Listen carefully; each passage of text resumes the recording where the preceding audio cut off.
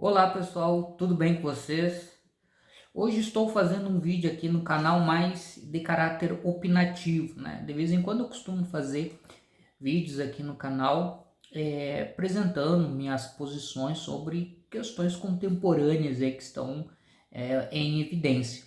E hoje é um dia que eu quero fazer um vídeo com esse teor para falar sobre, né, alguns aspectos relacionados as tensões no Oriente Médio, principalmente ali a questão da Palestina, que está sofrendo violentamente nas mãos do Estado de Israel, e agora esse transbordamento aí do conflito Israel no Irã, onde Israel atacou o território iraniano e agora a situação descambou e as notícias aí, elas dão a entender que pode se agravar muito mais o conflito militar, tá?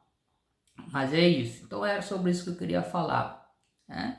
Para quem ainda não me conhece, né? Quem está aqui pela primeira vez, talvez no canal, meu nome é Ricardo Oliveira da Silva, sou professor de História aqui na Universidade Federal do Mato Grosso do Sul e nos últimos anos, né, o foco das minhas pesquisas tem sido sobre a história do ateísmo.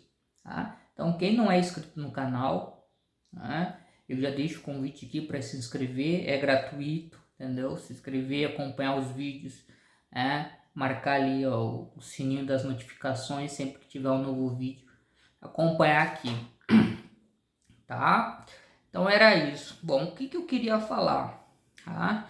Não é de hoje, né? Quem me conhece, me acompanha pelas redes sociais, sabe que eu sou uma pessoa que apoia a causa palestina.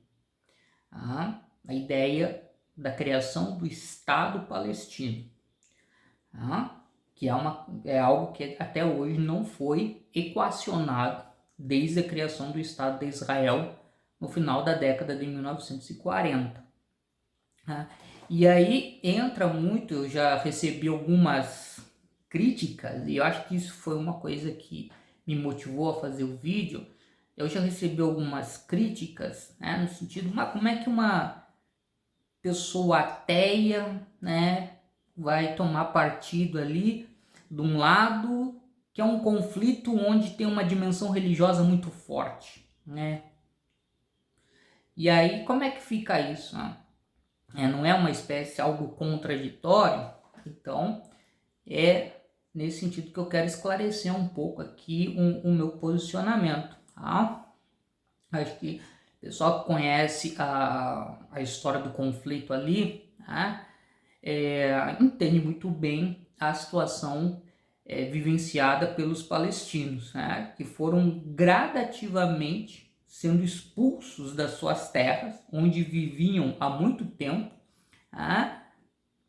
A partir da criação do Estado de Israel, que tinha ali né, uma questão ali relacionada tanto ao que tinha acontecido, né, com a população judaica nas mãos do nazismo, né, mas também, né, dentro de um tabuleiro de xadrez geopolítico ali e de interesses de potências da época, né, que permanece até hoje, né?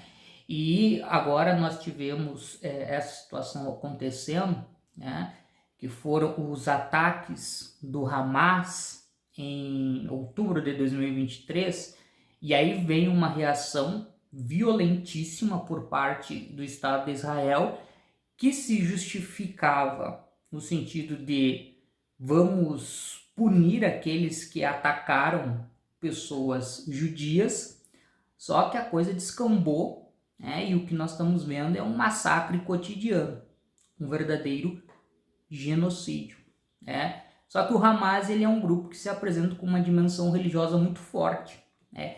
E é sobre isso que eu queria aqui fazer uma observação. Se vocês, né, todo mundo aqui, né, todos nós, formos acompanhar um pouco da história da resistência palestina, tá, às ações do Estado de Israel ao longo das décadas, nós veremos que houve um momento em que se formou uma resistência que tinha um perfil secular, né? Tinha o Fatah, né? né, estava ali dentro da questão da Organização de Libertação da Palestina, OLP, se não me engano esse é o nome, né? Então tinha um perfil secular, né, que fazia parte de um projeto de construção de um Estado laico. Tá? Só que esse grupo ele foi sendo sistematicamente reprimido, né, sofrendo sucessivas derrotas, tendo suas lideranças ou mortas ou tendo que se exilar, né? Então, assim, o resumo da história, né, foi se enfraquecendo.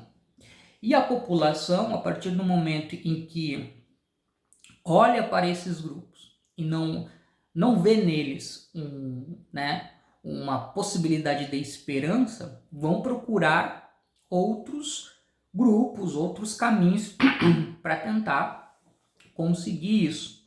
E aí surge o Hamas com uma mensagem religiosa extremamente forte, né? E a partir dessa mensagem religiosa traz uma esperança. Acho que isso até fica como uma lição, né?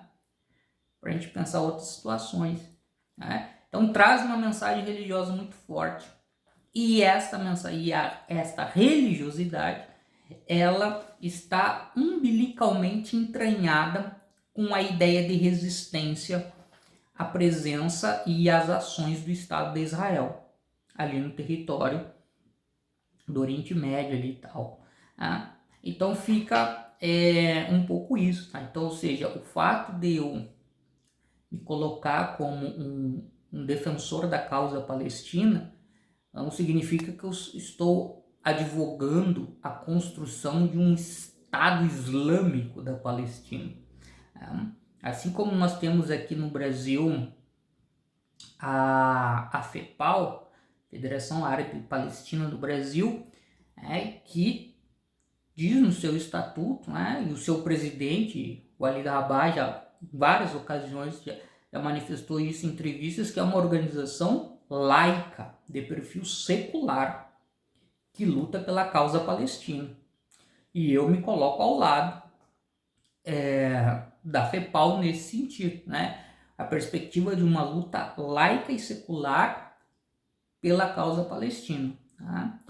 E aí a gente entra no segundo componente, que é a questão do Irã e conflito com Israel, que é o seguinte, assim, também essa parte até inclusive foi o meu amigo Sérgio Viola fez um vídeo no Instagram, no blog Fora do Armário, recomendo lá vocês acompanharem ele no Instagram, só procurar lá o blog Fora do Armário, que ele fez um vídeo respondendo a um questionamento que ele recebeu, tá? Na verdade um comentário que ele recebeu, falando que se alguma coisa poderia sim ser pensada como positiva no que estava acontecendo, né, com os ataques de Israel contra o Irã, é que isso poderia derrubar o governo iraniano, que é um governo misógino, que é um governo que é hostil às populações LGBT, etc, etc, etc. Repressor, que faz censura, enfim. E assim como o Sérgio Viola falou que ele concorda, né, que essas questões relacionadas ao governo do Irã devem ser combatidas, ele também diz que isso não implica que essa mudança deve ocorrer por uma ação militar externa. E aí eu também me coloco nesse sentido. A ideia do discurso do estrangeiro, né? Nós vamos levar a liberdade, nós vamos trazer a paz aqui, a base da arma, isso não funciona, né? No século XX, o grande país que invadiu, ajudou a promover golpes em outros países, em outras nações, e sempre utilizando-se do discurso da liberdade, foram os Estados Unidos. Os exemplos estão aí registrados aí nos anais da história. E nós tivemos agora, mais recentemente, nesse início do século XXI, nas primeiras décadas, a invasão do Iraque, a invasão do Afeganistão, né? E o que aconteceu nessas regiões? Né? O Iraque hoje é uma democracia liberal, livre, né? Livre da misoginia, livre das hostilidades em relação à população LGBTQIA+. O que é o Afeganistão hoje? Né? Foram lá e derrubaram o grupo lá que dominava. Agora tá me fugindo o nome mas eu já vou lembrar. Tá? Derrubaram, né, que é um grupo religioso, e os Estados Unidos tiveram que sair de lá e agora voltou, né, a mesma questão, tá, predominando lá. Então, assim, muito complicado, tá? Então, assim, eu não... eu entendo então, e compartilho a ideia de que a sociedade iraniana, eu já vi muitos vídeos sobre mulheres, né, não pode, questão do véu, elas são presas e tal. Até recentemente vi um vídeo exatamente de uma mulher numa rua, né, no Irã, e ela estava sem o véu e tal, e ela foi presa pela polícia, e depois veio uma justificativa, né, dizendo que ela tinha problemas mentais e tal, e ela estava recolhida. Né? Claro que eu sou contra, né, esta ação relacionada à mulher, né, e penso que a mulher ela tem que ter a liberdade para poder escolher se ela quer ou não quer usar o véu. Né? Mas a história, né, ela mostra que mudanças provocadas por agentes externos não costumam produzir os efeitos desejados. Então, neste sentido, né, eu sou contra o que Israel está fazendo, né, como um agente provocador do conflito que está acontecendo agora e que pode fazer com que outros países, né, na verdade o que eles mais querem que os Estados Unidos entrem na guerra, mas a gente não sabe, como eu escutei aí nos últimos dias, né,